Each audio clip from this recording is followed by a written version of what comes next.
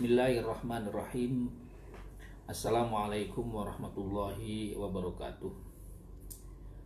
Saudara-saudara sekalian, puji syukur kita panjatkan kehadirat Allah Subhanahu wa taala.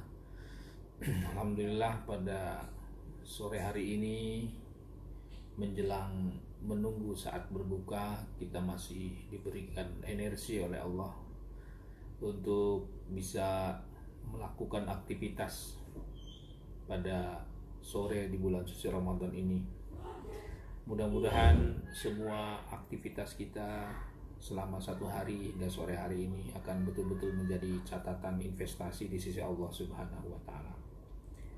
Sholawat serta salam semoga selalu tercurah kepada junjungan kita Nabi Muhammad sallallahu alaihi wasallam, kepada sahabatnya, kepada keluarganya, dan kepada kita semua tentu saja sebagai penerus risalahnya. Saudara-saudara sekalian, pada tema kali ini kita akan mulai masuk pada satu tema tentang pengantar ekonomi Islam, ya. Materi yang sebelumnya sebagai review kita sudah membahas tentang bagaimana Islam itu sebuah agama yang universal, yang komprehensif. Pada pertemuan berikutnya juga kita membahas tentang al-adillah asy-syar'iyyah, ya. Dalil-dalil syar'i, dalil-dalil syar'i yang dijadikan landasan hukum bagi segala macam yang terkait dengan produk-produk hukum maupun ekonomi, ya. Secara sepintas sudah kita jelaskan. Pada hari ini kita mencoba akan memetakan, melakukan analisis apa sih ekonomi Islam itu, dan bagaimana sebenarnya perbedaannya dengan ekonomi kapitalis, ya, ekonomi konvensional yang berkembang di dunia ini. Sebelum itu saya ingin sedikit kembali ke belakang bahwa ada dua ideologi ekonomi yang menjadi penguasa dunia dalam ratusan tahun ini. Yang pertama adalah ideologi ekonomi sosialis, ya. Jadi sosialisme itu adalah salah satu ideologi, ya, tidak hanya terkait dengan persoalan politik dan sosial, tetapi juga bagian di dalamnya adalah ideologi ekonomi, ya. Ideologi ekonomi sosialis ini berkembang di kawasan negara-negara Eropa Timur, ya, yang waktu itu kalau kita masih ingat ada satu negara yang menjadi rivalitas dari Amerika, yaitu Uni Soviet, ya. Nah, Uni Soviet ini salah satu basic atau salah satu sentrum pusat dari perkembangan ekonomi sosialis yang menjadi kiblat dari beberapa negara di kawasan Eropa Timur. Dan itu ratusan tahun, ya, menguasai beberapa ideologi ekonomi yang ada di dunia ini. Kemudian yang kedua ada ekonomi kapitalis, ya. Sebagaimana sosialis tidak hanya terkait dengan persoalan ideologi ekonomi, tapi juga politik, ya, kemudian sosial, budaya, ya, dan seterusnya. Tetapi ekonomi kapitalis juga bagian dari sebuah ideologi ekonomi yang pusatnya di Amerika dan beberapa negara Eropa Barat.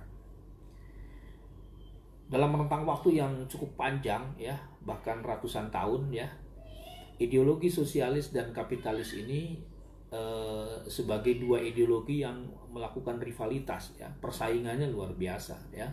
Di satu sisi konsentrasinya di kawasan Eropa Timur dengan Uni Soviet sebagai pemimpinnya, dan di sisi yang lain kapitalis berkonsentrasi di Eropa Barat dengan Amerika sebagai pemimpin dunianya.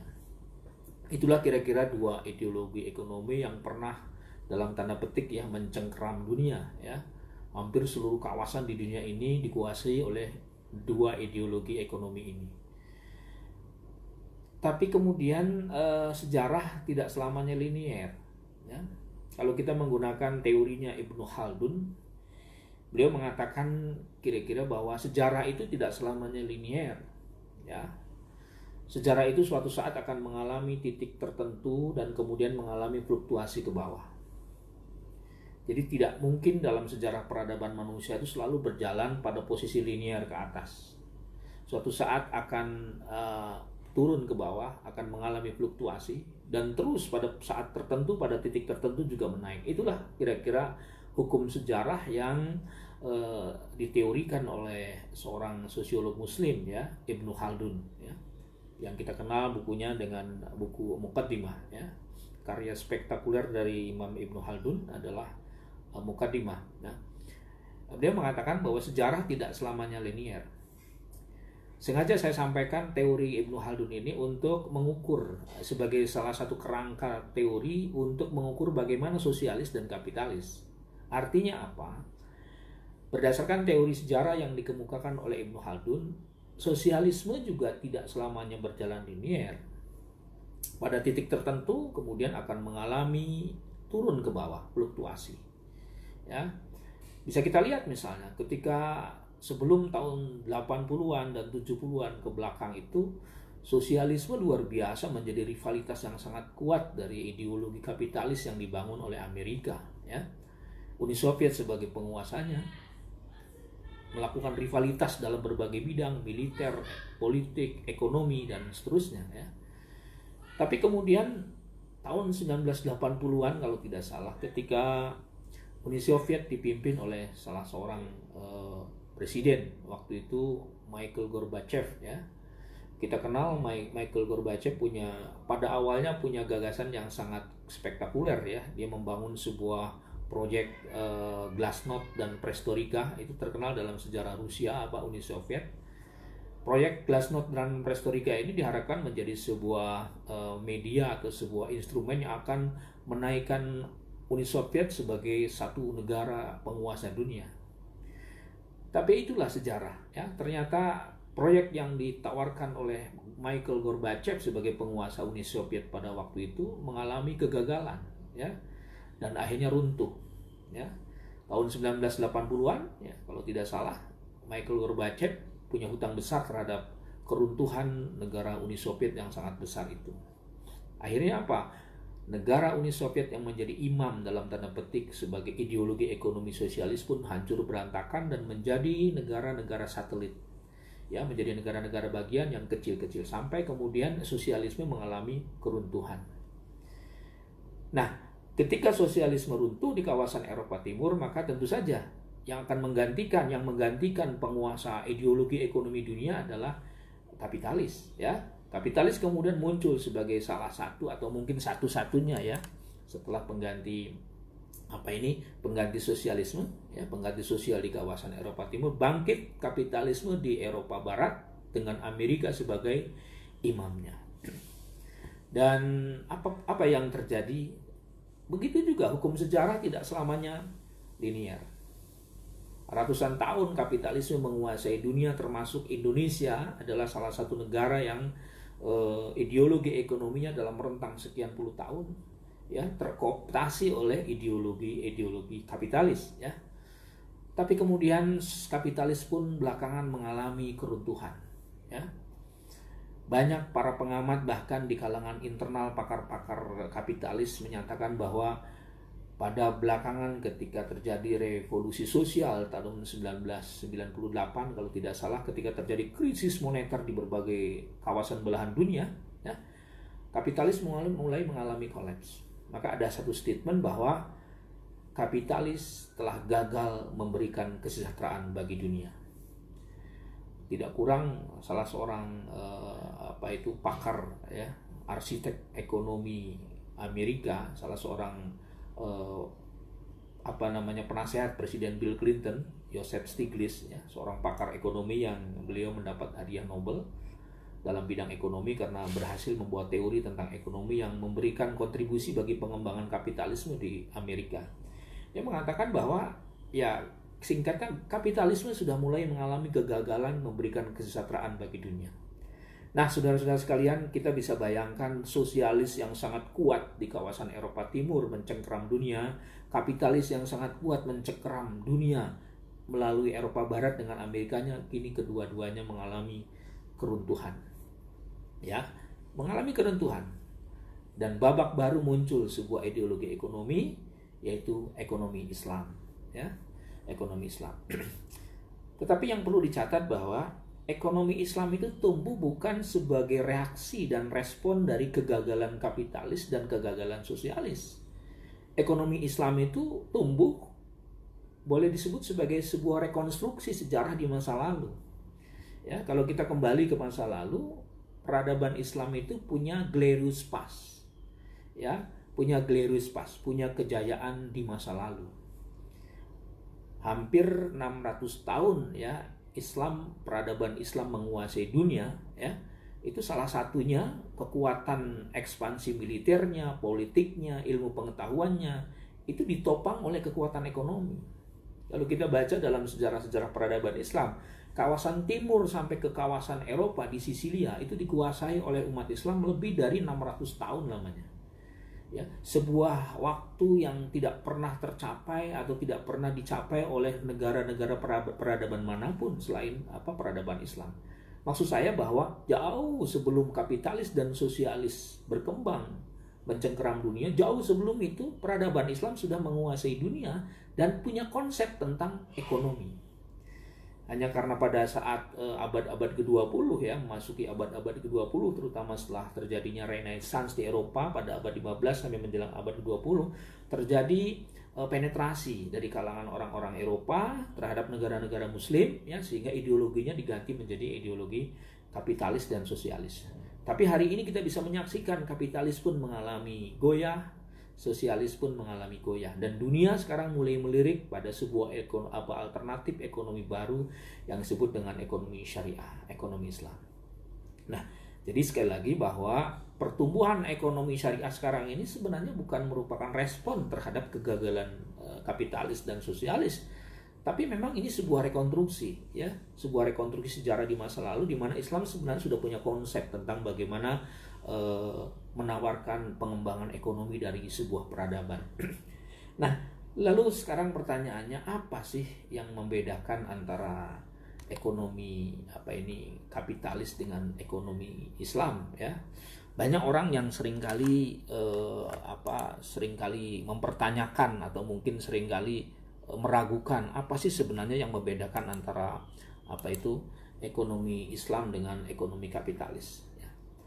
Banyak faktor ya.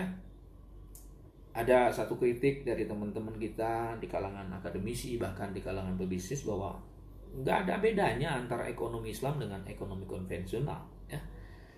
Saya termasuk yang agak kurang setuju dengan pemikiran itu karena tidak mungkin akan terjadi perkembangan ekonomi, tidak mungkin ada IDB, Islamic Development Bank, tidak mungkin misalnya Malaysia sampai naik pada angka 18% dari sektor perbankan syariahnya. Tidak mungkin sekarang negara-negara dunia mulai melirik pada ekonomi syariah kalau tidak ada perbedaan. Jadi kalau saya melihat memang banyak perbedaan. Apa yang membedakan? Yang pertama misalnya, kalau kita lihat dari segi ide, ya, kalau ekonomi syariah itu kan idenya tentu saja ya, kalau disebut ide, ya, inspirasinya itu dari wahyu, ya. Kalau lebih konkretnya mungkin ide, kalau bisa disebut ide, kalau ekonomi Islam itu idenya dari Allah. Sedangkan ekonomi kapitalis idenya itu dari manusia. Karena kapitalisme itu kan sebuah pemikiran ekonomi yang dilahirkan oleh para pemikir-pemikir kapitalis ya. Sebut saja misalnya Adam Smith ya, dan beberapa tokoh sebelumnya ya, Karl Marx dan seterusnya. Tapi kalau Islam itu ide pokoknya adalah ekonominya bersumber dari kekuatan Tuhan, dari ilahi, dari Allah Subhanahu wa Ta'ala. Itu dari segi ide. Mungkin juga nanti bisa diturunkan dari segi sumber, ya. Dari segi sumber. Apa yang dimaksud dari segi sumber? Kalau dalam ekonomi Islam, itu sumbernya kan tadi Al-Quran dan hadis, itu jelas. Ya. Sedangkan kalau ekonomi kapitalis, itu sumbernya itu daya pikir manusia, ya. Jadi nalar, logika, dan rasionalisme manusia melahirkan gagasan tentang sebuah konsep ekonomi. Itulah kapitalis. Tapi kalau ekonomi Islam, ya, sumber pokok dasarnya itu adalah dari dari Al-Quran dan hadis Rasulullah SAW. Kemudian apalagi yang membedakan antara ekonomi Islam dengan ekonomi kapitalis? Misalnya dari segi motif, ya, dari segi motif. Kalau dalam ekonomi Islam itu motifnya itu sebuah bentuk ibadah kepada Allah. Jadi orang dalam berbisnis itu orientasi satu, motifnya hanya ibadah. Maka sebenarnya ketika orang berbisnis lalu orientasi dan motifnya bukan lagi ibadah, dia bukan lagi bisnis secara Islam. Karena motif dalam bisnis Islam itu adalah ibadah. Ini yang penting, ya. Sedangkan dalam ekonomi sosialis atau ekonomi kapitalis, motifnya itu adalah materialisme, ya. Materialisme mengejar kepentingan yang bersifat materi, ya, kira-kira begitu. Kepentingan-kepentingan yang mungkin mengejarnya bersifat bersifat materi. Nah, ini perlu diluruskan, yang karena selama ini terjadi misunderstanding, ya, tentang memahami ekonomi syariah dianggap sama dengan ekonomi kapitalis. Jelas sangat berbeda, sangat berbeda. Kemudian misalnya dari sisi yang lain, dari segi sistem investasi, ya. Kalau dalam ekonomi Islam, sistem investasi itu kita mengenal ada profit and loss sharing, ya. Kalau bahasa yang lebih konkretnya itu profit and loss sharing itu untung bareng, bagi bareng, rugi juga bareng. Nah, kalau dalam ekonomi konvensional itu kan menggunakan bunga, ya, menggunakan bunga. Ini sangat berbeda, ya. Kalau dalam sistem ekonomi Islam itu harus mempertimbangkan kalau dia harus rugi, harusnya rugi bareng. Walaupun sekarang tentu saja belum murni menggunakan profit and loss sharing, tapi profit and revenue sharing, ya. Mudah-mudahan ke depan bisa lebih murni lagi. Tetapi saya kira dari sistem investasi itu bisa kelihatan bahwa dalam ekonomi Islam itu sistem investasinya menggunakan bagi hasil. Sedangkan dari ekonomi kapitalis keuntungan itu diambil dari bunga, ya, dari bunga. Ini yang paling membedakan. Dan saya kira perbedaan paling mendasar antara sistem ekonomi Islam dengan ekonomi kapitalis adalah penggunaan bunga. Di Islam tidak boleh menggunakan bunga, ya. Sedangkan di kapitalis itu menjadi faktor yang paling penting karena survive-nya lembaga keuangan dalam konsep kapitalis itu karena ada selisih antara pihak nasabah dengan pihak perbankan, kira-kira begitu, yang disebut dengan bunga. Dan itu berkembang. Itu dari segi sistem investasi, ya. Kemudian misalnya dari penggunaan uang, misalnya konsep tentang uang. Di dalam ekonomi Islam, uang itu sifatnya hanya alatut tabadul kalau dalam bahasa Arab. Alatut tabadul itu artinya merupakan alat tukar, ya, uang itu. Medium of exchange. Jadi uang itu dalam sistem ekonomi Islam hanya berfungsi sebagai alat tukar. Sedangkan dalam ekonomi kapitalis, uang itu tidak hanya sebagai alat tukar, tapi bisa menjadi komoditi, ya, menjadi komoditi, menjadi barang yang bisa dijual belikan. Jadi orang bisa dalam teori ekonomi kapitalis, orang bisa mendapatkan keuntungan banyak dengan memperdagangkan dan menjual belikan uang. Padahal fungsi utama uang, terutama dalam konsep ekonomi syariah, adalah untuk alat tukar, bukan sebagai komoditi. Nah, ini yang paling membedakan. Maka ada satu kaidah fikih ekonomi itu mengatakan ta'alluq bainal awraq al-maliyah was-sil'iyah. Itu dalam sistem ekonomi Islam ada kaidah seperti itu. Apa? Harus ada keterkaitan antara finance dengan sektor real. Itu ciri khas distingsi daripada ekonomi Islam. Jadi ada uang, harus ada barang. Tapi kalau dalam ekonomi moneter, dalam konsep moneter ekonomi kapitalis, tidak harus ada barang. Uang itu bisa berkembang sendiri. Bisa berkembang sendiri dan bisa mendapat keuntungan dari jual beli uang itu. Dalam Islam tidak. Maka ada satu kaidah yang saya kira kita pahami semua. Ketika orang mengembangkan atau mendapatkan keuntungan dari proses perdagangan uang, ya, itu dalam ekonomi Islam dianggap sebagai riba, ya. Karena kaidah itu jelas tuh ya. Ta'alluq bainal awraq al-maliyah wasiliyah. Harus ada keterkaitan antara antara sektor finance dengan sektor real ya. Kalau orang mengembangkan ekonomi hanya dengan kekuatan uang sebagai modal dan sebagai komoditi, maka itu bertentangan. Maka prinsip dalam ekonomi Islam itu sebenarnya ekonomi yang berbasis sektorial. Jadi ekonomi syariah ya, yang membedakan dengan ekonomi kapitalis diantaranya adalah menganggap bahwa uang itu bukan sebagai komoditi, tetapi uang adalah sebagai alat tukar. Kemudian misalnya dari distribusi ya, dari aspek distribusi. Kalau dalam ekonomi Islam, aspek distribusinya itu ada pada pada berupa zakat ya, berupa sedekah, berupa infak. Nah, kalau dalam kapitalis, ekonomi yang berkembang di dunia kapitalis itu ya adalah distribusinya menggunakan pajak. Nah, ini saya kira yang membedakan ya, yang membedakan. Makanya kalau kita baca dalam literatur ekonomi Islam itu sebenarnya substansi dari ekonomi Islam itu filantropi, yaitu zakat ya. Ada satu teori sebuah negara bisa sejahtera ya ketika ada keseimbangan antara ekonomi non ribawi dengan pengelolaan zakat ya, distribusi keuangan. Jadi ketika sebuah negara membangun keseimbangan antara ekonomi non ribawi dengan ekonomi zakat, maka disitulah terjadi kesejahteraan. Konsepnya kira-kira seperti itu. Maka ada di dalam Al-Quran itu yamhaqullahu riba wa yurbis shadaqah. Ini substansi dari ekonomi syariah yang membedakan dengan ekonomi kapitalis. Apa maknanya? Yamhaqullahu riba, Allah akan meruntuhkan sistem ekonomi yang berbasis riba ya. Wa yurbis shadaqat, dan Allah akan menumbuhkan ekonomi yang berbasis filantropi, berbasis sedekah. Artinya apa? Antara ekonomi non ribawi yang tanpa bunga dengan pengelolaan dan manajemen zakat itu harus seimbang. Salah satunya tidak imbang, maka tidak akan terjadi kesejahteraan. Dari konsep itu kita bisa mengambil satu kesimpulan bahwa sebuah negara akan bisa sejahtera sekali lagi dengan menyeimbangkan antara ekonomi yang non ribawi dengan pengembangan dan manajemen zakat secara profesional.